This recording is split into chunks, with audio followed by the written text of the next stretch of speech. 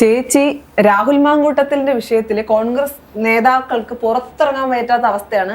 മാധ്യമങ്ങൾ പിന്നാലെ നടന്ന് ചോദ്യം ചോദിക്കുന്നു. എല്ലാവർക്കും രാഹുലിന്റെ വിഷയം ചർച്ച ചെയ്താൽ മതി. നമ്മൾ കഴിഞ്ഞ ദിവസം പറഞ്ഞ പോലെ വികസനം ചർച്ച ചെയ്യേണ്ട കാര്യമില്ല.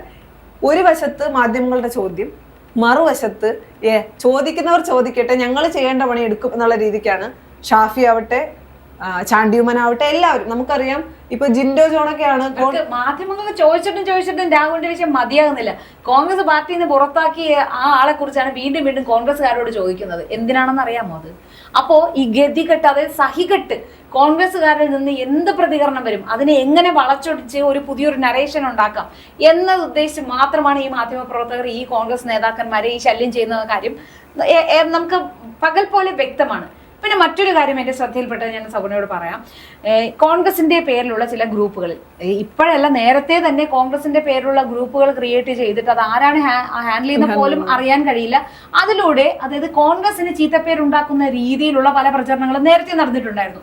ഈ കഴിഞ്ഞ ദിവസം ആരാണെന്ന് എനിക്ക് ഓർക്കുന്നില്ല, എനിക്ക് തോന്നുന്നു CPM ആരോ ആണ് പറഞ്ഞത് കോൺഗ്രസിന്റെ ഈ ഹാൻഡിലുകൾ നിയന്ത്രിക്കണമെന്ന്. അതായത് രാഹുലിനെ അനുകൂലിച്ചുകൊണ്ടും അതിജീവിതയെ വിമർശിച്ചുകൊണ്ടുമെല്ലാം ആ ഒരു സമയത്താണ് പറഞ്ഞത്. പക്ഷേ ഇതെല്ലാം കോൺഗ്രസ്സുകാർ തന്നെയാണോ ഹാൻഡിൽ ചെയ്യുന്ന കാര്യത്തിൽ സംശയമുണ്ട്.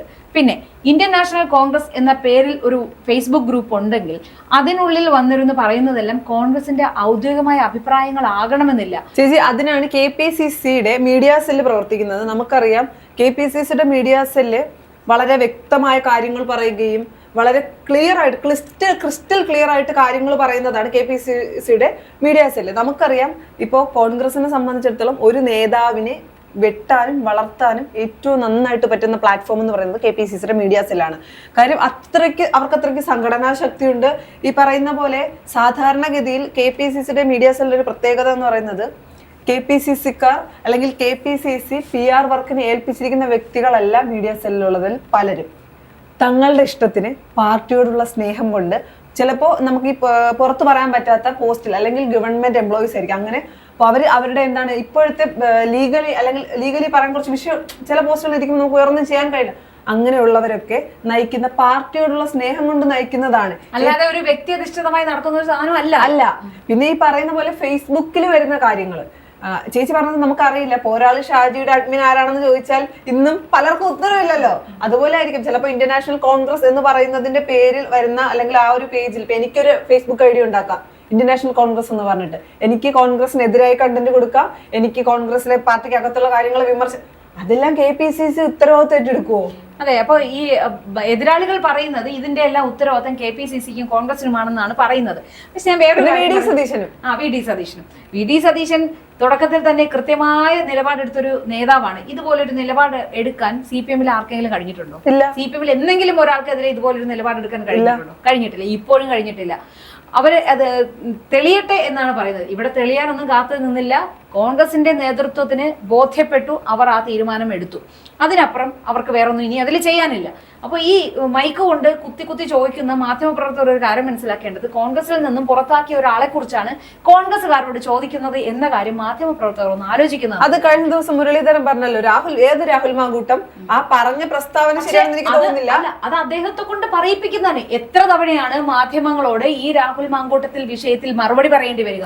പാർട്ടിയിൽ നിന്ന് പുറത്താക്കിയിട്ടും അയാളെ കുറിച്ച് മറുപടി പറയുക എന്ന് പറഞ്ഞാൽ പറഞ്ഞില്ലേ, എവിടെയാണ് രാഹുലിനെ ഒളിപ്പിച്ചു വെച്ചിരിക്കുന്നത് ചോദ്യത്തിന് ഞങ്ങളല്ല ഒളിപ്പിച്ചു വെച്ചത്, ആഭ്യന്തര വകുപ്പല്ലേ, ആരുടെ കയ്യിലാ? കോൺഗ്രസിന്റെ കയ്യിലാണോ?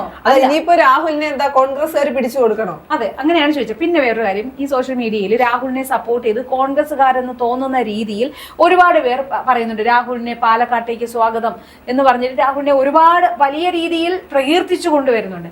പക്ഷെ അതിൽ മറ്റൊരു കാര്യം മനസ്സിലാക്കാനുള്ളത്, ഇപ്പോൾ ശരി ആയിക്കോട്ടെ, നിങ്ങൾക്ക് രാഹുലിനെ പ്രൊമോട്ട് ചെയ്യണം, രാഹുലിനെ നിങ്ങൾക്ക് വെറുക്കാനാവുന്നില്ല. അങ്ങനെയാണെങ്കിൽ അത് ഒരിക്കലും ദയവ് ചെയ്ത് അത് കോൺഗ്രസ് എന്ന പ്രസ്ഥാനത്തിന്റെ പേരിൽ ചെയ്യരുത് എന്നാണ്. കോൺഗ്രസ് പുറത്താക്കി കഴിഞ്ഞു. അപ്പോൾ കോൺഗ്രസിന് രാഹുലിന്റെ കാര്യത്തിൽ ഇനി ഒരു ഉത്തരവാദിത്തമില്ല. അപ്പോൾ നിങ്ങളുടെ വ്യക്തിപരമായ രീതിയിൽ മാത്രം അത് ചെയ്യുക. അല്ലാതെ ഈ കോൺഗ്രസ് പാർട്ടിയുടെ പേരിലുള്ള ഗ്രൂപ്പിൽ ഇങ്ങനെ ചെയ്യുന്നത് തികച്ചും ആ നേതൃത്വത്തെ തള്ളിപ്പറയുന്നതിനോടും ആ പ്രസ്ഥാനത്തെ തള്ളിപ്പറയുന്നതിനോടും തുല്യമായി തന്നെ വരും. ഇത് ഈ രാഹുലിന് വേണ്ടി പോസ്റ്റുകൾ ഇടുന്നവരും കമന്റുകൾ ഇടുന്നവരും ഒന്ന് ശ്രദ്ധിച്ചാൽ അത് പാർട്ടിയാണ് വലുത്. നമ്മൾ കഴിഞ്ഞൊരു ചർച്ചയിൽ പറഞ്ഞിരുന്നു, വ്യക്തികൾക്ക് അതീതമാണ് പാർട്ടി. ഇത് പറയുമ്പോൾ മറ്റൊരാൾ പറയുന്നത് അണികൾ ഉണ്ടെങ്കിലേ പാർട്ടി ഉണ്ടാവും, പാർട്ടി ഇല്ലാതെ വെറുതെ അണികൾക്ക് മാത്രം അവിടെ എന്ത് ചെയ്യാനാകും. നിങ്ങൾ അപ്പോ ഒരാളുടെ കമന്റ് ആണ്, പാർട്ടിയുടെ ലെറ്റർ പാഡോ സീലോ ഔദ്യോഗിക പേരുകളോ ഒന്നും ഇല്ലാതെയാണ് ഞങ്ങൾ രാഹുൽ മാങ്കൂട്ടത്തിനെ സപ്പോർട്ട് ചെയ്തത്.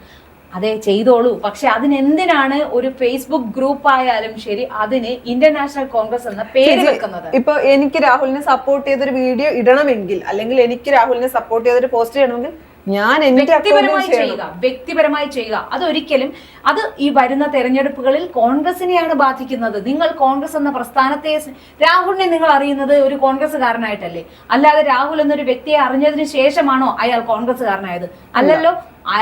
രാഹുൽ ഒരു കോൺഗ്രസ്സുകാരൻ എന്ന നിലയിൽ കോൺഗ്രസ് പാർട്ടിക്ക് വേണ്ടി സംസാരിച്ച് കോൺഗ്രസിന് വേണ്ടി ചാനൽ ചർച്ചകളിൽ പങ്കെടുത്തു, കോൺഗ്രസിന് വേണ്ടി സ്ഥാനാർത്ഥിയെ, കോൺഗ്രസിന് വേണ്ടി സമരങ്ങൾ നയിച്ചു, കോൺഗ്രസിന് വേണ്ടി പ്രതികരിച്ചു. അപ്പോൾ രാഹുൽ മാങ്കൂട്ടത്തിൽ ഒരു കോൺഗ്രസ്സുകാരനായി ഇരുന്നപ്പോഴാണ് നിങ്ങൾ അയാളെ അറിയുന്നതും അയാളെ സപ്പോർട്ട് ചെയ്തതും.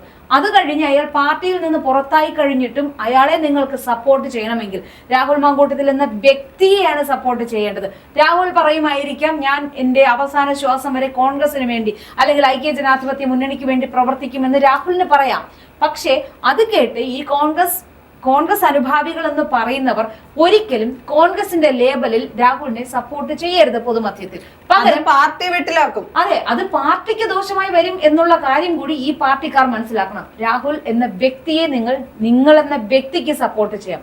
ദയവ് ചെയ്ത് ഒരിക്കലും പാർട്ടിയെ അതിന് ബലിയാടാക്കരുത് എന്നൊരു അപേക്ഷ മാത്രമാണുള്ളത്. പിന്നെ സൗപർണിക മറ്റൊരു കാര്യം ശ്രദ്ധിച്ചിരുന്നു. ഇപ്പോൾ ഇത് എന്തോ ആയിക്കൊള്ളട്ടെ, ഇത് കോൺഗ്രസിന്റെ ഉള്ളിലെ പ്രശ്നങ്ങളാണെന്ന് പറയാം. CPM-കാർ പറയുന്നത് അടുത്ത ലക്ഷ്യം ഷാഫി പറമ്പിൽ, അതായത് ഈ കോൺഗ്രസിന്റെ യുവനിരയെ മൊത്തത്തിൽ പൊളിച്ചെടുക്കുക എന്ന ഒരു ഹിഡൻ അജണ്ട ഇവിടെ നടക്കുന്നുണ്ട്. ഇപ്പൊ രാഹുൽ തെറ്റുകാരനാണോ അല്ലയോ എന്നുള്ളതല്ല, ഇങ്ങനെ ഒരു ഇഷ്യൂ വരുമ്പോൾ അതിനെ CPM-കാർ എങ്ങനെ ഉപയോഗിക്കുന്നു എന്നുള്ളതാണ്. അപ്പൊ അടുത്തവർ ലക്ഷ്യം വെക്കുന്നത് ഷാഫി പറമ്പിലിനെയാണെന്നാണ് അറിയുന്നത്. കഴിഞ്ഞ ദിവസം നമ്മൾ ശ്രീ കെ മുരളീധരനെ കണ്ടപ്പോൾ അദ്ദേഹം പറഞ്ഞ വാചകമുണ്ട്, എന്തു വന്നാലും ഇനിയും ഒരു യുവ നേതാവിനെ ഈ എതിരാളികൾക്ക് പിച്ചിക്കീറാൻ ഇട്ടുകൊടുക്കില്ല. ഇതിപ്പോ ഈ ഒരു വിഷയത്തിൽ പാർട്ടിക്ക് പൂർണ്ണ ബോധ്യമുള്ളത് കൊണ്ട് മാത്രമാണ് രാഹുൽ മാങ്കൂട്ടത്തിൽ നടപടിയെടുത്തത്.